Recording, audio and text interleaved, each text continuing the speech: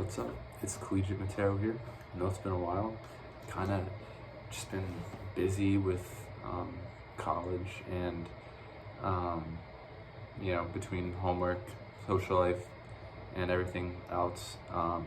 Just haven't really had time to make videos and stuff. I don't know why. But I've still been at it, still been drinking yerba mate, you know it. But today, it's a little late in the day, but I came back to the channel because I was like, oh, I forgot about that channel I had. I wonder how I was doing. And one of my videos had up to 500 views. So, and there's, some people commenting and whatnot. So I figured, I'd make another video. This one's a little different. I'm gonna do my best to I'm not gonna, by any means, this is not comprehensive. This is not a comprehensive overview, but I just wanted to talk a little bit about the history of mate from what I know. I'm currently doing a historiography for a class on generally what it's about is colonial Paraguay, I guess, is like the general topic. Included in that is also missionaries and stuff. So it's mostly missionary activity that I'm looking at from the Jesuits, and which also plays a big role in Yerba mate's history. So just through my research and stuff, come across some little things. Yerba mate came up a lot more than I expected it to. So, I picked up a few things here and there. I'm gonna say right now, none of this is credible. I'm just talking out of from what I remember from reading. And yes, everything I've read was, mostly journal articles and some books, all by scholars. Like, they're scholarly sources, but I don't remember everything completely. And also, as I said, it's not. It's not a full. I'm gonna skip some things I probably don't know, and I might say something that's wrong, but and that's okay. But in the beginning, from what I understand, there's evidence that yerba mate in ancient history might have had some sort of significance, whether or not it was drinking. But we do know that before Europeans arrived, the Guarani speaking populations in areas where it naturally grew, which I actually have a little map. So as you can see, the shaded area is the areas where it occurs naturally, and in these areas, native populations used varying techniques to harvest naturally occurring yerba mate tree stands. And they had a pretty comprehensive idea of how that plant behaved and how they could, they had not domesticated it, but they understood the plant. And then in the in early-ish 1600s, when the Jesuit missionary villages, or reductions as they're called, as they became stable, they had a lot of conflict with polistas, I believe is what they're called, polistas, from which is like slave raiders from Sao Paulo.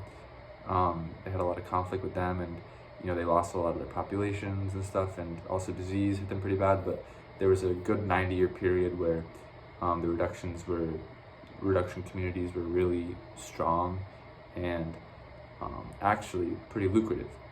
And the main export that they sold was yerba mate. And they came to know yerba mate from the Guarani, and they saw how that they farmed it from naturally occurring plants. Although of course they still manipulated the environment and all sorts of different stuff. But the Jesuits were actually the first people to domesticate the plant in more of a plantation style of growth. There's been arguments that it wasn't just the Jesuits' ideas of naturalistic science and stuff that got them, and agricultural science that helped them domesticate it, but that also required some the knowledge that the Guarani had of the plant. They knew how it behaved. They knew a lot of things about it throughout the many years that they had been maybe they hadn't necessarily been cultivating it in the sense that they've been planting the seeds and growing it, but they had been cultivating it in the sense that they encouraged its growth in its wild environment and all that sort of stuff. So it was kind of a joint effort from, you know, the Jesuits, you know, pretty knowledgeable sense of agricultural science, and the Guarani that kind of helped figure out how to domesticate the plant.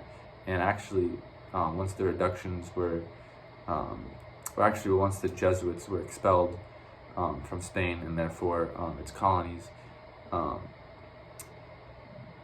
the secret of how it was domesticated really was not recovered. It was lost, and people didn't know how to grow it from its seed form and to, you know, and like to farm it in that way, as the Jesuits did, of course with help from Guarani labor. But that's not to say that it wasn't still traded and stuff. It was still harvested and traded after their expulsion by colonists through encomienda system.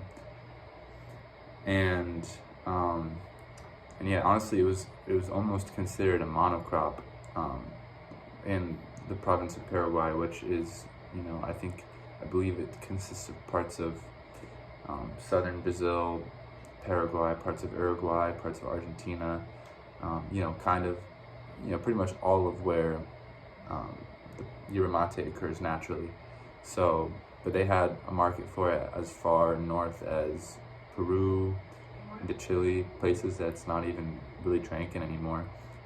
And also, it never diffused up into Iberia, so there was not an international market for it, or intercontinental market, I guess I should say. But yeah, I think that ends things. That brings my knowledge to a close.